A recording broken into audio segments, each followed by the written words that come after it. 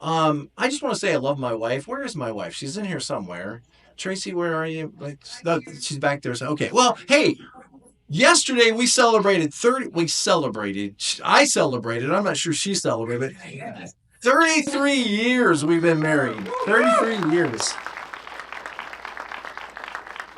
I asked her, I said, honey, what made you fall in love with me? And she said, it's your sense of humor. And I said, really? I thought it was because I'm such a good provider. And she said, see, there you go again.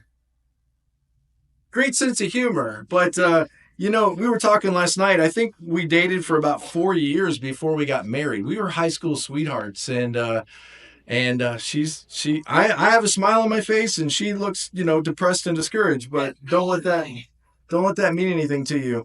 But in a marriage, right? There's highs, lows, good times, great times, and then there's also difficult times. If you got kids, like we have kids, and then grandkids, you're just always concerned. There's health problems, there's financial problems, there's sometimes with you guys relationship problems, but there's all kinds of challenges. But okay, so what's the alternative? Be single. That has its own kind of challenges. That's not necessarily easy always either.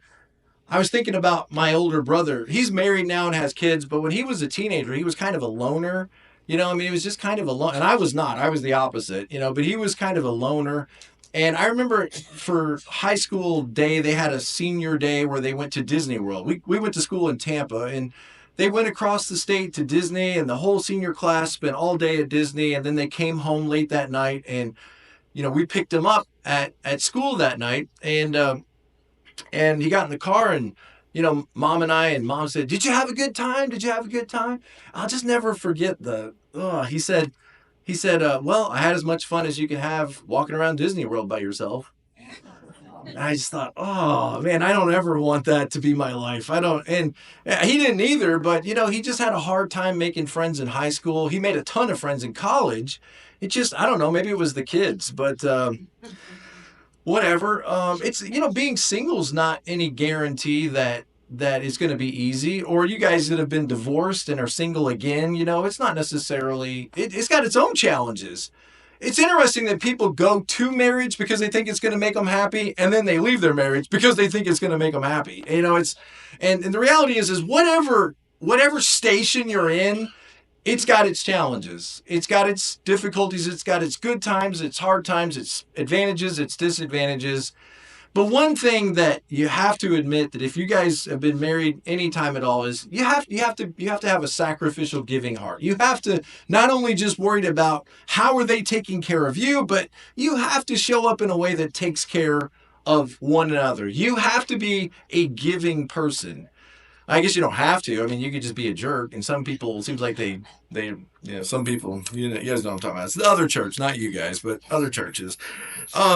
And when we talk about giving and sacrificing, it's perfect when you think about marriage and family, the sacrifices we make for our family. But that's what this passage in chapter 8 is all about. Actually, 8 and part of 9 is all about giving. You say, oh my goodness, the preacher's going to preach about giving. You guys know I hardly ever really preach about giving. My leadership team, we have 5 guys that I meet with once a month. They're always telling me, you need to preach about giving. You need to talk about giving more. And rightly so, because, they're concerned always about the health of the church and the finances and the future of the church. But it's always one of those things that's difficult for preachers because what? There's two extremes, right? On the one hand, you've got some preachers and churches that never stop talking about giving. It's just constant, this is the year of Jubilee, and every offering you give, $1,000 pledge. And, and it's just over the top, constantly talking about giving, constantly talking about money, about resources, about attendance, about all those markers. And then there's other churches where they never talk about it at all because they don't want anybody to be upset. They don't want to offend anybody. And see, think about it like this. Next week's Friend Day, so I can't talk about it on Friend Day. It's not appropriate because there's so many people that have that estimation that churches are just about money. They want you to come and then they want you to give, and they're always talking about giving. And you guys have probably heard if you haven't, I've heard so many horrible stories Not from any of the churches I've ever served in, because we just didn't permit it. But you know those churches where they make you do pledges, and then halfway through the year, somebody actually calls you and tells you, hey, I just want you to know we're looking over our records and you haven't given everything you've pledged. Can you imagine doing that? I mean, it gets kind of gross. It gets kind of sick, you know, and we should all encourage each other to be givers. We should encourage each other to be giving. It's just, it gets inappropriate fast. It gets slimy. It gets slimy when it's about giving the church money because it's an institution that needs money. I don't ever want you to think like that. I don't ever want you to think like we need to give the church money because the church needs money. The church does need money, but honestly, we could survive. I hate to say this, we could survive without it. We did. We did survive without it for a long time. I didn't take any money at all. And we just showed up and did what God wanted us to do. And so many people in this church volunteer and serve, and nobody ever gives them a gift card or anything. They just do it because, I don't know, because they love God, because they're excited to be a part of something, because it's meaningful to them, which it should be. And so I just don't ever want the money to be about the money. I don't ever want you to invite people because we want our church to grow. I want you to invite people because we're commanded to. There you go. There's a good enough reason.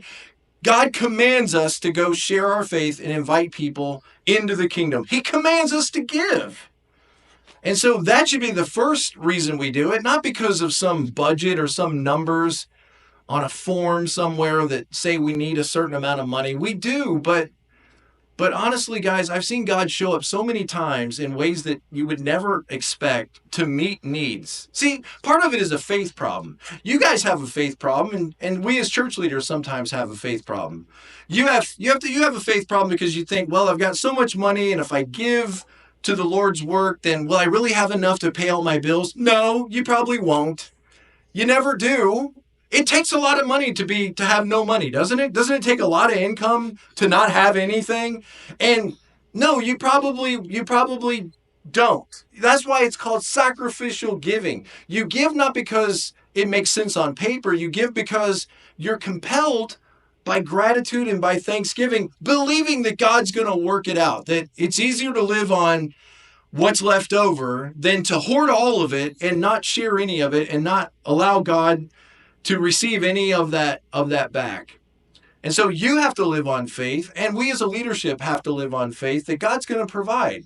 If he wants this church to thrive, if he wants this church to succeed, and I believe that God does. I believe he wants his church to be healthy, and he just provides in ways that we can't even ask or imagine, that are beyond our understanding. And sometimes we have to step out there and risk, and we have to have faith and believing that God is going to take care of us. And he always has. He always has. I've never met people who've been in the church for more than 40, 50 years. Old folks, when you sit down and you talk to old folks that have been in the church, in the Lord's church, not just here, but any Bible-believing, Jesus-loving church, they've never regretted the fact that they were givers.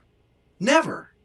I've never sat down with a couple in their 80s, oh, we really should have not given as much. I've never had that conversation. So there's a Bible here in front of me, and I ought to read it. That's a good sermon, right? There's a Bible in front of me, I ought to read it. Okay, let me read it, and then we'll get back to preaching. Okay, look at chapter 8, verse 1.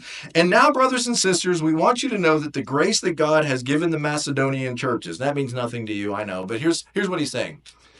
There are churches in what were called Macedonia. Those are the church of Philippi, Thessalonica, and Berea. Maybe others, but those three for sure. Those churches gave a special offering to the Corinthian church. The Corinthians, they gave a special offering to the Jerusalem church. Jerusalem was under siege by Rome, and things were desperate for the Christians especially, but for everybody, even the Jewish people there in Jerusalem in the year 70 AD. And these Gentile churches collected an offering to send it back to their Jewish, the foundation, the Jewish Christians in Jerusalem. The mission field collected an offering for what would have been the missionary sending churches at one time for the Jerusalem. It would be, imagine it saying like this: the churches in Haiti collected an offering to send to the churches in America. That's what this would sound like when Paul is writing it and when these Corinthians are reading it. It's one of these things that makes you scratch your head like, really, the church in Haiti? The church in Jamaica? Those countries are poor. They have extreme poverty. And they collected an offering and sent it to the churches in North Carolina. They sent it to the churches in Texas. Man, that is amazing. And it's not going to be about the amount that's sent. It's about the intention and the heart with which it's sent. And so what Paul is doing is he's wanting to use this as an example to say, look, if these churches, as poor and as desperate their situation is, if they could take up a collection and send it to other churches to help them thrive, come on, guys. Each of us has a responsibility to give. We should see that as an example. Other believers giving sacrificially should inspire us to give. That's what Paul's doing here in this text. Okay, look at what he says. In the midst of very severe trial, their overflowing joy and their extreme poverty welled up in rich generosity. In other words, they didn't have a lot of resources themselves. These people were kind of like the widow who brought her 2 coins to the temple. Think about that for a moment. Just think about that. When Jesus is sitting there teaching and he sees that widow who has 2 small coins that don't even amount to a penny, and she drops them into the offering, Jesus stops and he sees that, and he acknowledges it and honors it and teaches the disciples that they have to have that kind of sacrificial, because she gave all that she had. She gave out of her poverty, not out of her wealth. She didn't have anything to give. That's all she had. And he uses that as an example. There's a lot of lessons we could talk about that, but one maybe you've never thought about before is think about it like this. If we had a person in our church that was a millionaire, or maybe, more than that nowadays, I don't know, maybe, what do you call them? A multimillionaire. There we go. I went to college. Isn't that funny? A multimillionaire. So suppose we had one family in our church where they were multimillionaires. And let's say they just decided that God put it on their heart to give tremendously and to bless from all their resources. And let's say they gave like tons and tons of money. And we were fully funded. We had, let's say over the year, we were able to put all kinds of money in the bank because of that family. And they didn't do it to be seen. In fact, they did it privately. Nobody knew except the leadership. And so let's suppose we had, I don't know, how much do you want to have? $100,000 in the bank? $200,000 in the bank. Let's suppose we had $250,000 in the bank. We don't have that in the bank. Let's suppose we did. Okay? Something maybe you've never thought about before is that wouldn't matter. We would still ask you to give. Think about that. If we had more than enough in our bank account as a church, if we had $1 million, if somebody gave us $1 million and we put it in the bank, and now we're all sitting together saying, okay, what are we going to do with this? How are we going to use this? We would still have an offering the next Sunday. Why? We don't need it. We have $1 million in the bank. Why would we need to take up an offering the next Sunday? Because you guys get the point. We don't take it up for us. It's not really for us. We're not taking up an offering for us. We're taking up an offering because we're giving you an opportunity to give. That's why we do an offering. It's the same reason that we talk about sharing our faith. Every disciple is supposed to share their faith. Is it always going to work? Is everybody going to respond? Is everybody that you invite going to come to church? No.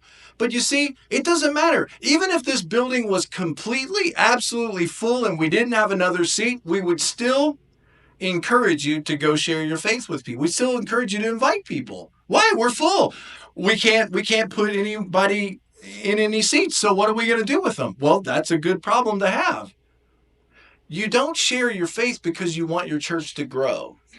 Growth is a byproduct. We share our faith because every disciple has a responsibility to share their faith. Every disciple has a responsibility to worship. We don't worship so that we can raise the volume to a certain level in the building. Every believer has a responsibility to learn how to worship, to practice worship, to humble themselves, to sing and worship God. Whether there's a result or not is up to God. And every believer has a responsibility to give. We all have this responsibility to give. Well, what if we don't need the money? I'm already telling you, in a sense, we don't need the money because God provides everything we've ever needed. He always provides for us. Stop looking at offering as I'm funding the church. Can you imagine in the Old Testament when people brought a sacrifice, when they brought a lamb to be sacrificed? I don't think they thought of it as I'm bringing a lamb to fund the temple. Actually, the corrupt people looked at it like that. The money changers looked at it like that. When you gave your lamb to be sacrificed, you give your lamb and it's gone. You give it to the Lord. And whatever they decide to do with it, sometimes they would kill it and then they would sacrifice it and then they would cut it up and they would feed the priests. But other times they would just burn it up. How would you feel if you brought your offering and they just burn it up? It's just all burned up on an altar to God. And that's the kind of attitude we should have when we give.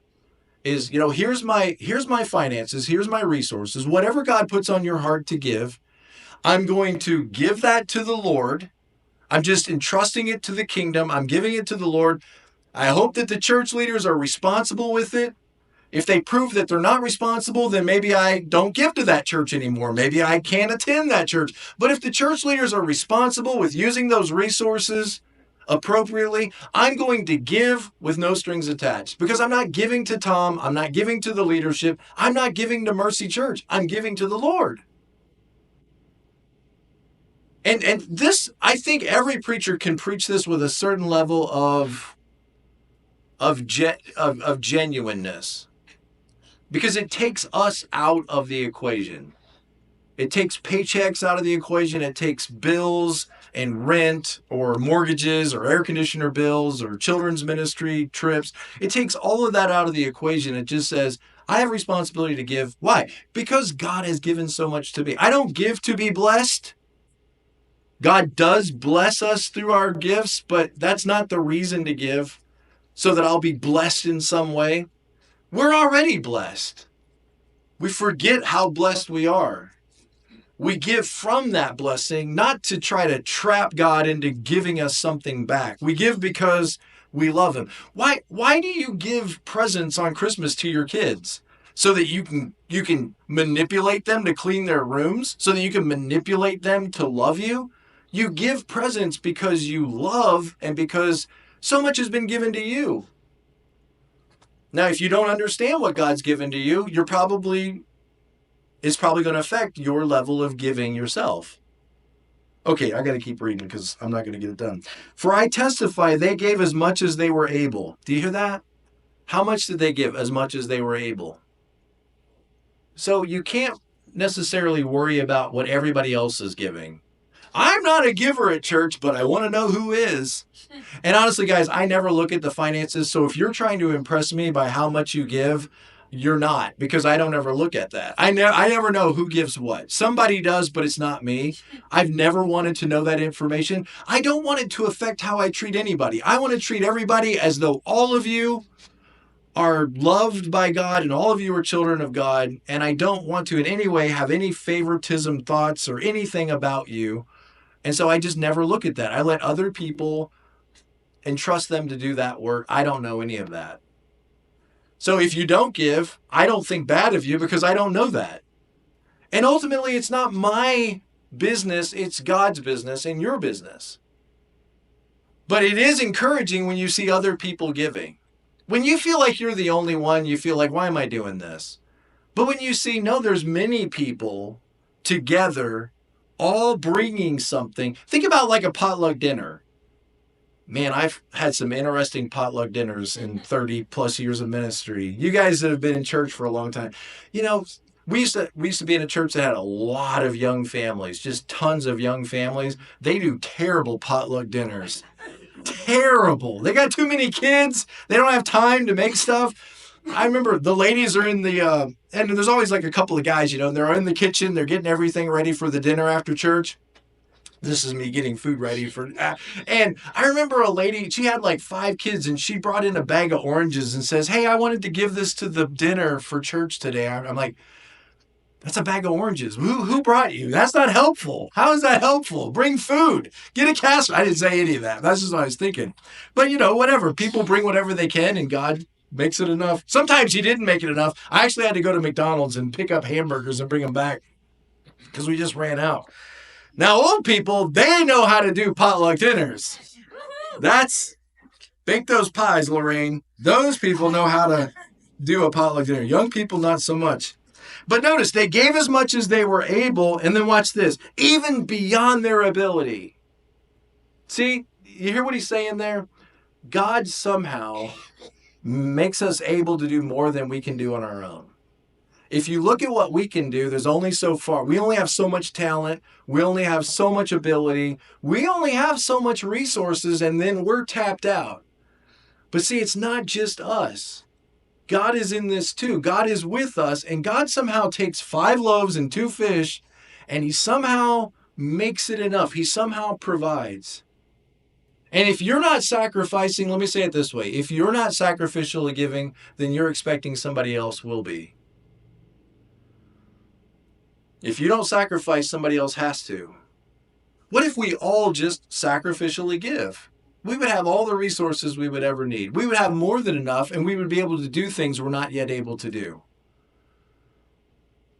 And it's between you and God. And notice he says these people gave more than they were able to give beyond their ability. And watch this next part. It gives me chills thinking about it. Entirely on their own. Do you see that? Do you see how beautiful that is? It's not some preacher manipulating them, telling them, one day you're going to stand before God. You are going to stand before God. And you need to ask yourself, have I done enough? Have I given enough? And, I could do all that stuff. And it works. That's why guys do it. They do the heavy-handed, you need to give. And right now, they do the heavy-handed manipulation. And it makes you feel bad about yourself. And so you think, I don't want to feel bad about myself. Okay, all right, I'll pledge X amount of dollars. I'll give. And then maybe I'll be okay. Maybe when I die, I'll go to heaven. Maybe I'll be good enough. Look, there's nobody pushing, manipulating, guilting them, or promising something that's not realistic. It just says entirely on their own. Look at chapter 9. Look at chapter 9 and verse 6. Remember this, whoever sows sparingly will also reap sparingly. Whoever sows generously will also reap generously. Each of you, watch this. This verse scares the finance people at every church. Listen to what he says. Each of you should give whatever you've decided in your heart to give. How much am I supposed to give? I don't know. Go pray about it. Go decide in your heart to. Do you see how that puts all the responsibility on you? Some of us no, give me a percentage, and then when I hit that percent, then I'll know. Okay, percentage, 50%. There you go. I'll give you a percentage. Now, that sounds ridiculous, right? But I actually know an old farmer that over his whole life, him and his wife gave 40%. They decided at a young age they're going to give 40% of their income to the Lord. They just considered that 40%. Whoever does that, who gets 40%? But that was just their decision. Do you see how God, in the Old Testament, he says, give 10%, 10%, 10%, 10%. And then in the New Testament, he says, you know what? You just pray about it. Decide in your heart what you think is right. That puts all of the responsibility on you. And you know what? If you give very little, then that's all your heart is able to give. And if you give a lot, then maybe your heart is able to give more. See, it's out of the heart. That's what God really cares about. So it's such a beautiful passage. Give, watch this, not reluctantly. You know what that is? Well, nobody else is going to do it, and nobody else is going to step up to the plate. Nobody else. Rah, nobody else. Not reluctantly, not because, somebody's got to, there's none of that. Reluctantly is you don't really want to do it, but the preacher talked you into it, so now you feel obligated, and you'd be embarrassed to call him and tell him that you can't show up and do the thing. It's not reluctance. Listen, read the opposite. If you're reluctant, then just stop. If you're doing some kind of service for the Lord and you hate it, and you don't want to do it, don't do it. Because the devil is going to twist whatever you're doing and make it terrible and push people away from the kingdom. It's all about the heart. Your heart has to be right. Your motivation has to be right. Remember the Pharisees? You give of your mint, your dill, your cumin, your spices. You give of everything, 10% of everything. But you're like whitewashed tombs. Your heart is so far away from God. On the outside, it's the appearance of life. It's like leaves everywhere. But when you get close, there's no fruit. And when you open the door, the whitewash building is just a tomb. Because their hearts are dead. So don't do it reluctantly. Well, if we didn't give reluctantly, we wouldn't give at all. Well, there's a problem. You need revival. You need something to happen in your heart that I can't make happen. You got to experience God in your heart. And when you do, then the grace just, as it flows into you, just flows out of you. And so that your work for the Lord sometimes is difficult, but nobody has to convince you to serve. Nobody has to convince you to worship. Nobody has to convince you to share your faith. Nobody has to convince you. If I just say the right words, I keep talking, I'll convince you to be a giver. Think of it like this, guys. If we can turn you into givers, but not disciples, we don't need or want your money. If you're just a giver, but you're not a disciple. There were people in the book of Acts, remember? They tried to give. They gave a lot of money, but they weren't disciples. And what happened? They actually died because they lied about their gift. Ananias and Sapphira, they were givers, but they were not disciples. And what did Peter say? We don't want your money. May your money perish with you. You have no part in this ministry. But watch this, guys. If we will just do what Jesus told us to do, make people into disciples, you can't be a disciple and not be a giver. You can't. Every disciple is a giver. If you're not a giver, are you a disciple? Because every disciple has learned to give and is learning to give. Not reluctantly or under compulsion. But look at what he says. God loves a cheerful giver. Cheerful. Actually happy about it. Actually thrilled that God is providing for you, and then you get to pass that forward and help somebody else. They gave themselves first of all to the Lord. That's probably part of the key right there, is giving yourself first to the Lord. Because really, think about it, if you give your heart to the Lord, then everything else is supposed to follow, and money is part of everything else. You know, I want to tell you a story. It's going to take a second, Jose. I'm sorry. Just a second, okay? Then I'll be done. I remember being in a leadership retreat when we were up in Kentucky, at a church we served in Kentucky. And, you know, there was probably maybe 25, 30. My wife probably remembers better than I do. 25, 30 people in the room. And we were just in some room. I don't even remember where we were, but as part of the retreat, we got all of our leaders together and their wives, and we just sang a few worship songs. I don't remember what we sang, but it was worship songs, kind of like the songs we sing here. It was just a guy at the guitar singing songs. And it was just one of those moments where everything just feels right in the room. I don't have a lot of that in my, I'm sorry. I'm not good at detecting that. So some of you guys, you just pick up the vibes, right? And I'm not super clued in on vibes all the time. But this was just one of those moments where, like, it just felt like everything's right. Like everybody just, I don't know if it was the worship or if it was something somebody said, but it was just in that moment, like everybody, you could just tell everybody was like filled with God.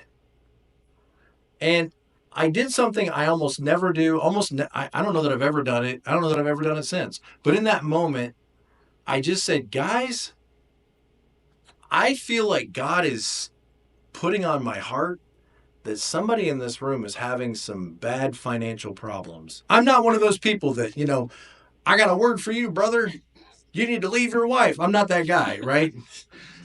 But in that moment, I don't know what was happening. I thought, I've got to say this out loud.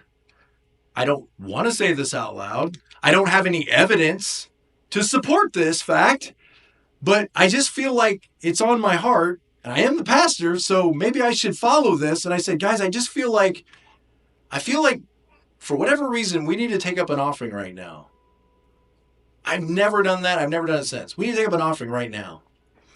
Those people were in such a state of worship. They were like so connected in that moment that it was crazy. Like in 5 seconds, there were hundreds of dollars on the floor in front of them. They were sitting in a circle and everybody just pulled out their wallets back when people had cash, and they literally just dumped their wallets out on the floor.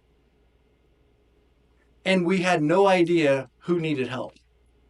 That's awkward, because now we got all this money sitting in a pile in the middle of the room, and I have no idea what are we supposed to do with this. So I just walked over there really awkwardly and shuffled it all together, and I've got this big stack of money. I'm like, I have no idea what's next. I really don't. Everybody's just sitting there like waiting. What happens now? And I just went to the first couple that was sitting in the circle, and I was like, is it you guys? Do you need this? No, we're fine.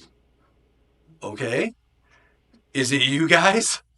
Do you need this? No, we're good. They're looking at each other, husband and wife. You know how you do? You're like, it's not me, right? We're okay. No, we're okay. Is it you guys? It's getting more and more awkward as I go around to the room. And finally I get to like the second to last people from the end. Literally Ken and Barbie. Literally Ken and Barbie. They look just like Ken and Barbie. Like you would never know ever that this couple ever has any problems from the outside. They look perfect. But things were not perfect. And I stopped and I was standing in front of them. I was like, is it you guys? And he looks at her and he looks at me. And I didn't get the we're fine, right? So I asked again, is it you guys? He looks at her and she looks at him and they both look back at me. And I asked 3 times, one more time, is it you guys? And finally, like everybody in the group says, just give it to them. I'm like, yeah, okay. And I just gave them the stack of money, and immediately tears, not just from them, but from all of us. And then they went on to share about what was going on in their life and their family and the financial struggles they were having. It was one of those moments where it was like exactly the right amount of money they needed. I just remember thinking like, this is what the church is supposed to be. This is why we give. Nobody gave because they were compelled. Nobody got talked into it. Nobody gave because they get some kind of star at the end or they get to be a part of some pastor's circle or anything like that.